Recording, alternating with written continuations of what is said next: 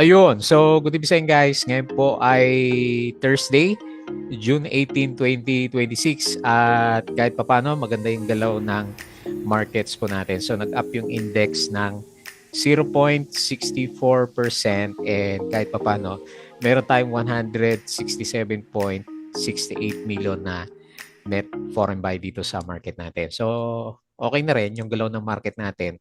Hindi siya bumagsak dito sa ilalim po ng MA 100. So mukhang lumalaban siya at may konting pasundot-sundot na buy yung foreigners natin. And then maganda ngayon kasi medyo marami sa mga down na stocks natin kina Plus, Ali, Bloom, di ba, SPNEC. So nag-start na silang mag-recover. So parang maganda mag-average sa mga stocks natin na to. Okay, tapos yung iba, ABG, patuloy na umakyat yung kanyang price action. So hindi ko alam kung dahil yan sa okay na yung Senate, meron na tayong bagong Senate President, di ba? Kahapon na balita. Okay, so sa global market naman, kahapon, laglagan sa Europe at saka US stocks. Pero ngayon bumabawi. Maganda na yung futures ng US market. So hopefully maganda rin yung trading days natin bukas. Tama-tama para sa Friday na closing natin. Kasi optimistic pa rin naman, di ba, na masosolve na yung gera sa Iran at saka bandang USA po natin. Okay, so pero Asian markets, marami yung laglag for today's trading natin. Tapos sa cryptocurrencies, mahina pa rin, mapula pa rin yung ibang mga cryptocurrencies po natin. Okay? So, based dito sa galaw natin, nanguna nga po si ABG, nag-up siya ng 10.56%. So maganda pa rin yung galaw niya, diretso pa rin to. So meron siyang 14.9 million na net foreign buy. Okay? Tapos si Plus, nag-up siya ng 9.11%. Wala ding balita basta pumitik lang siya. So 24.37 million na net foreign buy. Tapos si SGP, nag-up ng 7.83%. So 48.09 million net foreign buy. Tapos si Ali, 7.77%. Pero net foreign sale pa rin 53.81 million net foreign sale. Tapos si Bloomberry, 4.68%, 779K net foreign buy, umakyat na rin siya. And SPNEC, so parang nag-bottom na rin, 4.62% and 460K net foreign buy. Okay? So marami sa mga stocks natin yung pumitik for today's trading natin. So disclaimer pa rin sa mga bago sa channel natin, as usual yung review is for education purposes lang po yan. So wag mong gagamitin to as a reason para mag-buy, sell, or hold ng stocks. May risk po na involved sa market. Due diligence na lang po ako ng stocks yung gusto mong bilhin. And as usual, follow mo na lang po ako dito sa ating Palaboy Trader na YouTube channel. Subscribe ka lang para updated ka sa mga reviews natin or kung gusto mo, join ka dito sa trading community natin. Okay? So yung mga nakasubscribe, maraming salamat sa usual viewers pero mahina pa rin yung views natin. Company reviews, check mo na lang yan. Gawin siguro natin yung review si Gcash over the weekends. Profit or loss, mga sample trades, basic indicators, technical analysis, fundamentals, risk management, and then basic learnings po sa PSC market natin. And then follow mo din po ako dito sa ating Palaboy Trader Crypto ko to para sa mga crypto related vlogs. Ayan, hindi ko pa rin nagagawa yung isang for upload ko dito. Tapos sa social media, Facebook account na Palaboy Trader para updated ka sa mga posts natin or dito sa Facebook page na Palaboy Traders. Follow mo na lang po. Tapos Bodega Peak, binubuhay natin. Ayan, nagpo-post tayo at least one post per day. So check na lang yan. Meron tayo dito sa mga cryptos din, summary, or kung sino yung mga news na stocks. And then sa Twitter, wala pang summary si Philippine Stock Exchange. Anyway, maganda naman yung result. Pero ang tinamaan yata for today's trading natin, nakita ko dun sa mga losers is mining stocks. Hindi ko rin ma-sure kung bakit nag-drop si FNI ng 9%, di ba? So medyo malakas yung drop niya. May negative news siguro. Okay, so foreign funds bought, BDO, BPI, China Bank, ASEAN, FPH, Emperador Monde, Green, ABG, AC, Aboitiz, Crate, Double Dragon, PHA, Cebu, ICT, Bloom, Plus, at saka si Web. Okay? So, yun yung net foreign buy. Tapos sa net foreign sell, SM, JT Cap, URC, Jollibee, DNL, Tel, Globe. Nag-pullback pa si Tel, Globe. Meralco, Maynilad, Manila Water, Ali, Robinsons, PX, AT, Nickel, at saka si Security Bank. Citicorp, Renewable Energy shareholders with first cash dividend since public listing. Ayan, so meron po siyang dividendo. Share buyback plus, may share buyback pala si Plus. AGI Fruit at saka si OPM. AGI said its growth momentum remains strong despite geopolitical uncertainties. Double Dragon has acquired nearly 99% of Merrimart Consumer Corporation's minority shares through a mandatory tender offer. So mukhang matutuloy na yung tender offer ni Merrimart.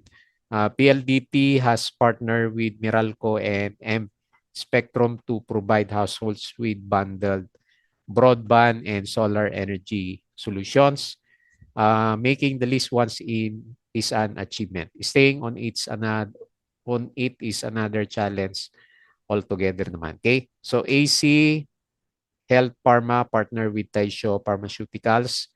Si AC yata bumibili ng shares ni Ali kaya pumipitik siya. Oceana Gold unit diverts waste to cement production.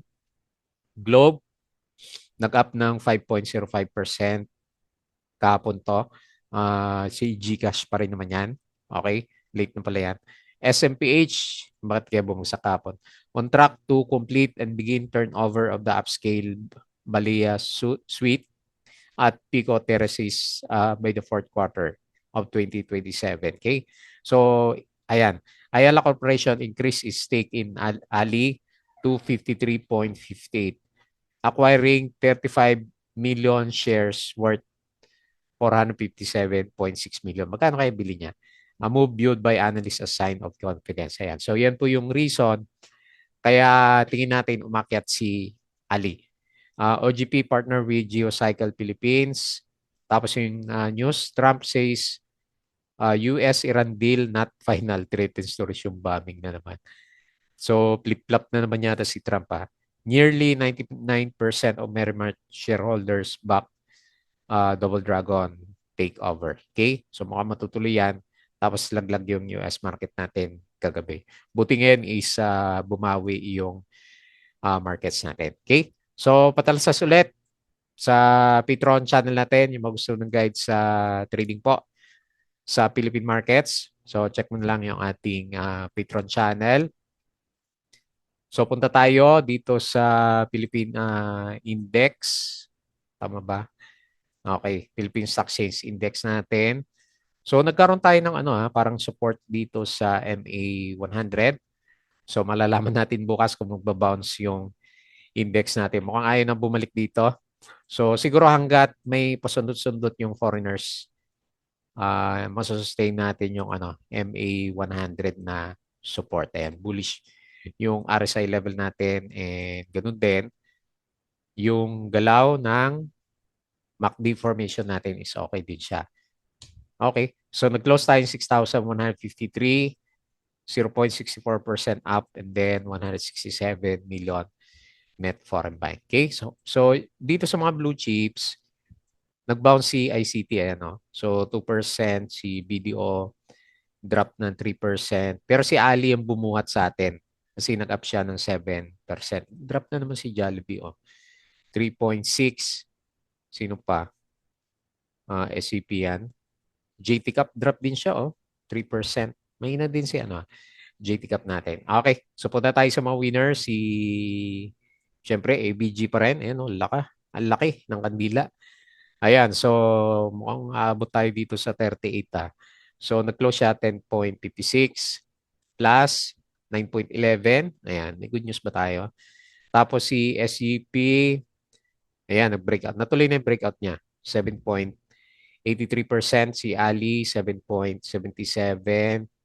Dami ngayon, no? Si FPI, ano ba to? Hindi natin alam to. 6.15% si Bloom. And nabuhay na, 4.68.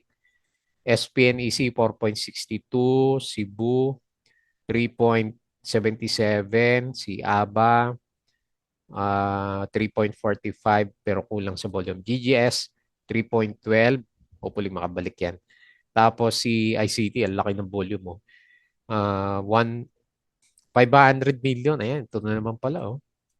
500 million net foreign buy. Parang shakeout lang yung drop last time. And then si Ayala Corporation, 2.55. Si Petron, nagbo-bottom na rin, 2.27%. Okay? So, yun yung mga movers. So, losers, ang dami dito sa mining. Si Atlas pala nung una. Trap tong mga to. Negative 11.04. FNI, laki ng drop niya. Ng buhos. Minus 9.4. Pure Gold, napagod na. Bakit kaya? So, negative 6.6%. And then, si Felix Mining, mga mining at tinamaan. Minus 4.65, nickel, ayan, mining. Minus 4.26. And lastly, Jollibee, minus 3.66%. Okay? So, ngayon pabalik yung blue chips. Mining naman yung tinatamaan. Okay, so punta tayo sa mga global markets. So, mukhang maganda ngayon yung galaw ng US S&P futures 0.88, Dow futures 0.48, Nasdaq 1.54%. Yan. So, mapula sila.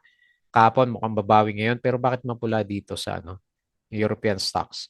And then, Asia markets, majority is mapula din po tayo. Maganda pa pala nangyari sa Philippine markets kasi nag-up tayo ngayon.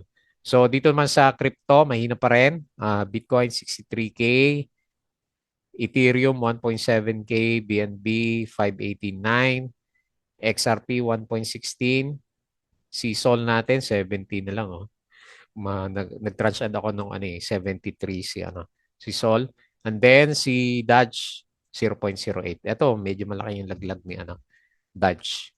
Okay? So yun po yung galawan sa major markets. Balik tayo dito para sa trending stocks. Okay, so unahin natin si ABG. Panalo ulit si ABG natin. Sinswerte yung mga mayawak na ito. Diretso yung galawan, no? So wala din tayong makitang balita kay ABG natin. Best case scenario, no? Pipitik to dito sa bandang taas. Pero dito muna. Ayan. Pero kung makalampas tayo dyan, may ugali siya na pumunta dito sa 38.8. Ayan. So, yun na lang titignan ulit natin. Tinas ko ba ng konti kumpara kahapon? Kasi na-break niya yung trading channel na dinodrawing natin kahapon, di ba? Mga 30 pesos din siya. Ayan. So, malakas. Lakas ng sipa ni ABG natin. Hopefully, siya, break pa dito sa 32 bago siya magkaroon ng pullback ulit. Pero yung drawing lang natin, sagad na siya. Kailang solid pa kasi yung kandila and then may volume pa rin naman siya. Ayan, yun nga lang overbought na matagal si ABG natin. Okay? Congrats na lang po kung nag-hold ka.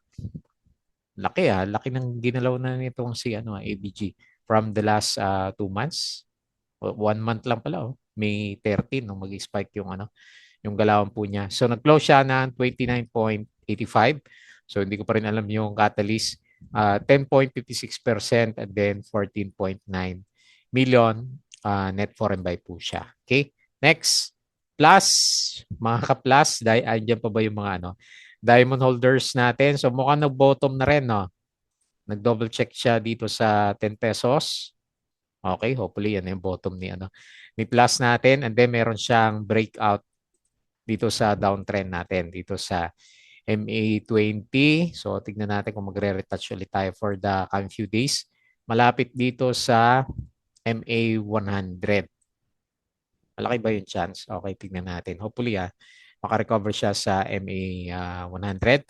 So yung price action natin, binutas din niya yung RSI 50. So first sign na bullishness ni Plus for the last month of trading natin. Okay? So nag-close po siya ng 12.22 up ng 9.11% and 24 million net foreign buy. Finally gumalaw din si Plus. And then next, yung winner natin na matagal na. So diretso pa rin. laki ng gap nito pero diretso pa yung price gap dito sa bandang kaliwa, di ba? So nag-breakout na siya, natuloy na yung breakout niya. Meron ba tayong trend dito o parabolic? Parang parabolic na. Okay, sakto lang sa uptrend. Medyo parabolic na rin yan. Si SCP natin, so wala naman tayong resistance sa taas. So ang next na resistance based sa channel is 34.88. Ayan. So watch out na lang kung magka-doji. Pero bullish pa rin yung galawan niya kahit na overbought na nga yung stocks natin. Okay? Panalo yung mga ano. SCP holders, 33.75, up siya ng 7.83%, and then meron siyang 48 million net foreign buy. Okay? Congrats. Next, si Ali. Ayan, mga blue chip holders yung ibang winners dito. So, congrats po kung meron ka din. Pero mukhang share buyback ni Ayala Corporation yung nakikita natin eh. So anyway, breakout din dito sa MA20. Hopefully sign na ng bottom or ano ba to? Kailangan mag-double bottom si Ali natin. May doji siya pero malilit lang, no? So RSI 51, tignan natin kung yan yung inaantay natin na break dito sa matagal na downtrend. Tagal na rin niya, oh. January pa yung downtrend natin dito kay Ali. Nag-close po siya na 14.7. So up nga siya ng 7.77%, and then kaya lang may na pa rin yung net buy eh. 53.81 million net foreign sell pa rin. So good sign bukas kung mag-green si Ali natin para doon sa mga tranche ad. Next, Bloomberry. Okay, so lumalaban na rin ng konti pero may na pa rin, no? Nag-breakout siya sa MA20 kanina pero parang bumagsak pa rin yung price action niya. So tingnan na lang natin bukas. Hopefully may follow-up breakout dito sa MA20 bukas kasi marami naman sa mga stocks is nagre-recover nga po yung price action natin. So nag-close siya ng 1.79, up siya ng 4.68%, and then 700K. Net foreign buy, and then lastly si SPNEC, hopefully nag-bottom na rin siya based dito sa galawan niya. May doji, no, nakasama. So ang unang natin, kaya lang malapit. So 1.42. Walang catalyst si SPNEC. Tapos hindi pa rin napapalitan yung pangalan. Sabi papalitan niya yung pangalan niya. Hanggang ngayon wala pa rin. Kasi kay Leandro Libisti nakatay ang di ba? Ang yung mga anomaly, di ba, na parang may kaso-kaso pa. Okay. So nag-close po tayo ng 1.36, 4.62% up, and then 460K net foreign buy. So bearish pa rin yung majority ng signal kay SPNEC natin. Okay, so ilan muna yung review natin. Friday bukas, hopefully maganda yung galawan. Kung most likely siguro maganda kung okay yung closing ni US market kasi may mga negative na naman na news kay Donald Trump. Okay po, so ilan muna bago tayo close. Please don't forget to subscribe ulit dito sa ating Palaboy Trader na YouTube channel. Join ka lang sa group. Kung gusto mo ng guide, follow mo na lang ako dito sa yung mga Patreon o dito sa group. Ayan, sali ka na lang po. Tapos sa crypto, follow mo din po ako dito. Sa social media, Facebook account na Palaboy Trader at saka Facebook page, Budagi Peak. Ayan, gumagawan tayo ng mga articles ulit. Tapos Twitter, Patreon channel, yung mga gusto ng guide sa trading sa PSE market. Sali lang po kayo dito. Okay, so yun lang. Maraming salamat. Kita ulit tayo bukas.